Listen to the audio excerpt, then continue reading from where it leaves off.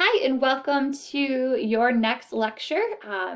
In infancy and toddlerhood, we are going to discuss risk factors and protective factors that might be present in a child's life in regards to development and behavior. So I'm going to start with the risk factors. Usually I like to start with the positive and kind of get off on the right foot.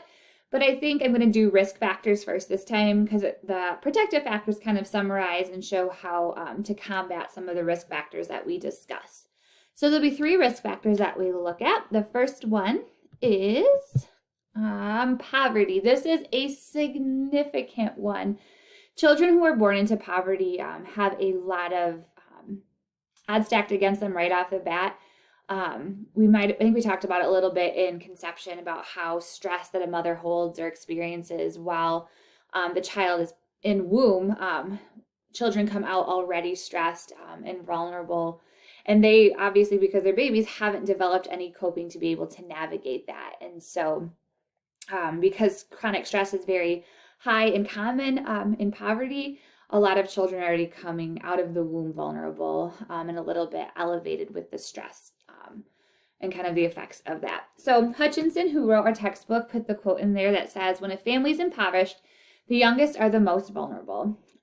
A huge factor of that is infants and toddlers can't care for themselves. And so a child who is born, they're fully dependent on their caregivers to meet their needs.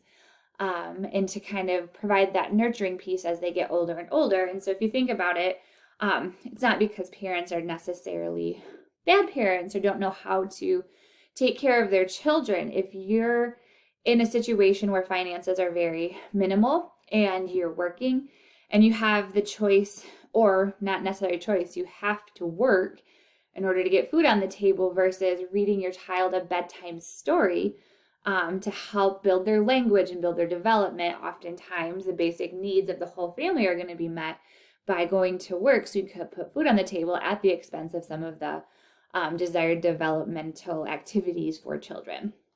So poverty presents different risks to child's growth and development. I think one of the significant ones due to poverty is undernutrition. Children, the first 3 years of a children's life are significant for both brain and physical development. And part of a necessity for that development is eating proper nutrition. And so a lot of times undernutrition is a direct result of lack of resources of proper food.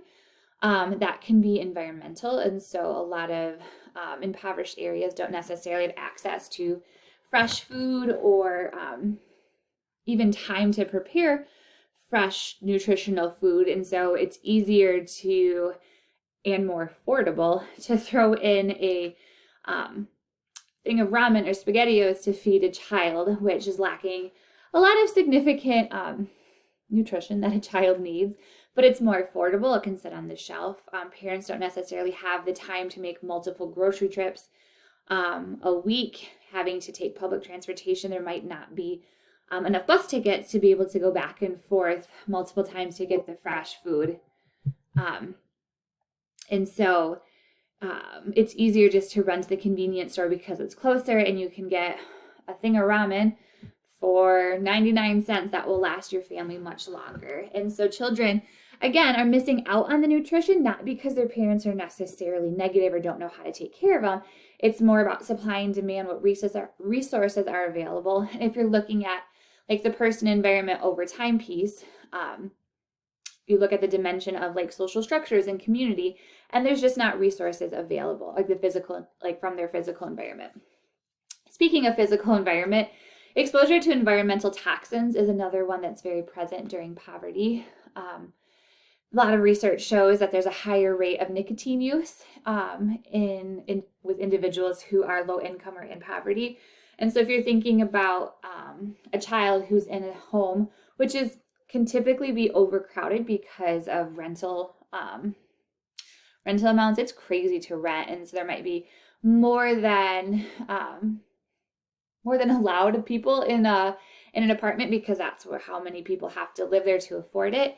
And so if there's a higher level of nicotine use, you think about secondhand smoke, about even thirdhand smoke, is which which is when smoke embeds themselves in fabric and children are around it. So like if a parent is smoking in a car, it gets in the children's car seat, and the child then has more exposure to that. That leads to negative development, both with their brain and their body, because it's in their blood, and they're just getting a lot of those negative side effects. Also with like lead paint is very present in older homes. Older homes tend to be more affordable on the marketplace. So if paint has chipped off somewhere, a child, just being a natural child, picks it up, eats it, it's got lead in its body now, and that has significant impact on brain growth. Another very common characteristic of poverty is chronic stress with their caregivers and families, trying to get basic needs met, not knowing about work or home. The family stress can really impact a child, because even though they might not be the direct target of the stress, the environment can make it unstable for a child. They can pick up on that stress. Like I mentioned before, mothers who are stressed when they give birth, children are already coming out vulnerable about that. I just think about if you're a single mother and you are the sole income earner, and you are the only person taking care of children, a mom going to work all day, having that stress of work, then coming back home, you don't get to kick your shoes off and relax. You have children who need you, and so you have to cook, you have to clean, you have to meal plan, you have to take care of a child. When do you get to take care of yourself? And then that can trickle into how a mother interacts with a child. Again, not because they're terrible mothers, but because they're human. I have a very stable home environment. My husband is very good with the kids, but when I come home from work, sometimes the last thing I want to do is have a child anywhere near me. I just want to go check out and zone out for a while, and I have a very supportive environment. And so I couldn't imagine how difficult it must be not having another person to help support you, or being worried about paycheck to paycheck, and then still having to parent children. It's a very unfortunate but normal response. Sorry if there was like a weird glitch right in here. My computer was dying, so I had to pause it and go get my charger. So hopefully it wasn't too disruptive in the video. Okay, so in summary, poverty, I think, has the greatest impact on development because there's just a lack of resources, both financial, physical, and even emotional from the caregivers, that really poses a risk to development.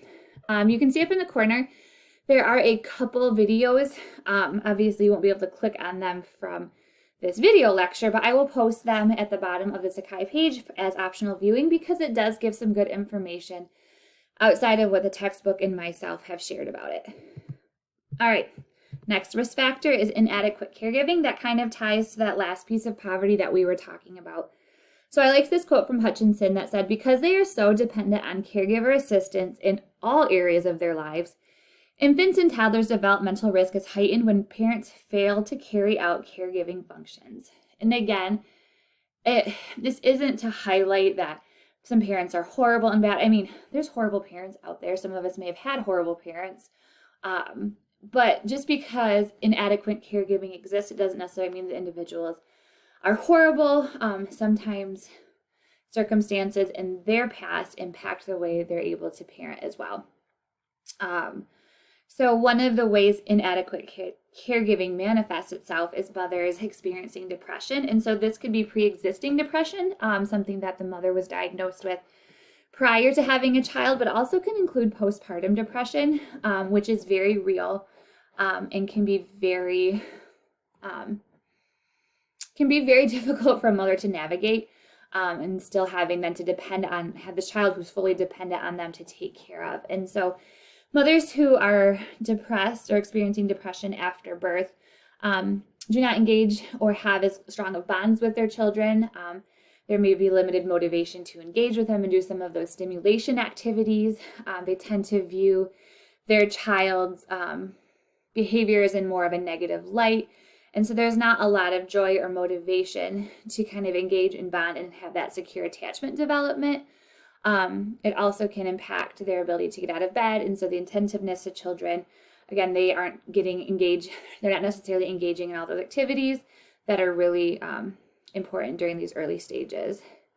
There might be harsh parenting style or parental conflicts. So again, kind of channeling into that toxic stress and chronic stress in environments. If parents are fighting, children absorb those emotions, and they don't necessarily develop safety in their environment. Harsh parenting styles. I mean, parenting is hard. I don't know how many of you have children, but parenting is hard. I'd like to think that in my head I was going to be a great parent, but I do things that I'm sure are going to mess my children up in some way. But parents who approach parenting from more of a authoritative and a punitive parenting style can really, again, not build those social skills or the confidence that a child needs to be able to be independent and autonomous. It can really hinder especially their social development during these stages. And obviously substance use is going to impact a child. Again, if a mother was using during pregnancy, a child might come out addicted and have to do some withdrawal and work around detox. Also, if a parent is using, their attentiveness is not as high, and so meeting the needs of a child then kind of goes out the window.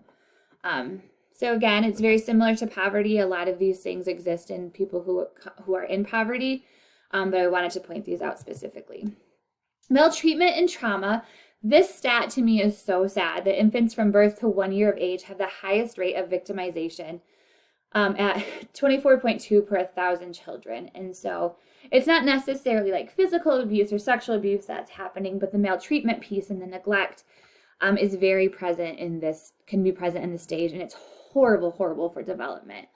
A lot of it has to do with how the brain responds to stimulation. So we talked about this, or I mentioned this on the online portion of this class, that the brain is very plastic. We respond to our environment. We build these neural pathways based on what we experience and what we kind of prune and use a lot.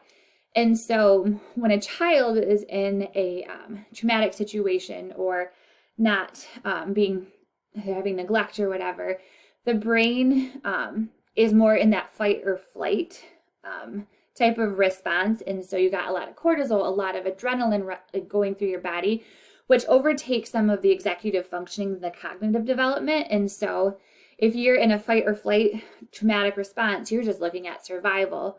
And so those neural pathways are going to get pruned and get used to. And so when the child gets older and they experience a stressful situation, their brain is automatically going to jump to that fight or flight kind of survival response versus a more executive functioning or cognitive development that occurs in the frontal lobe, where you can think about, okay, what is the situation? How can I problem solve around it?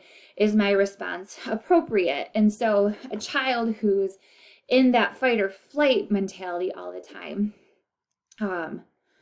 they kind of default to that use and aren't given the opportunity to hone some of those problem solving skills that are needed as they go through life. And so research has found that there's less gray matter, which is in the front, and gray matter is kind of that live, active brain. So less activity in the frontal lobe, and that's where the cognitive functioning is going. And so there's less ability to problem solve and to plan and to organize and to focus and kind of have an appropriate response to a traumatic or stressful situation. And so anytime all those neural pathways are being pruned, or there's these negative changes in brain functioning, it really just leads to poor emotional regulation, being able to form healthy social relationships, because the brain is just not used to responding in ways that have higher functioning. The overuse of, or the over-release of the cortisol and adrenaline from kind of that fight or flight response, that can have a huge impact on physical health. And so high blood pressure, diabetes, can lead to obesity. And so you have a higher risk of dying early based on all of that kind of stuff that our body's experiencing because of trauma. And this is happening right away when children are young. And so it's really good to be aware when a child's this young in a traumatic situation, how to intervene and how to support a child. It looks like I'm not going to get to protective factors in this video because my video runs out at 15 minutes and I'm right there. So I will do a part 2 looking at positive factors that help protect children.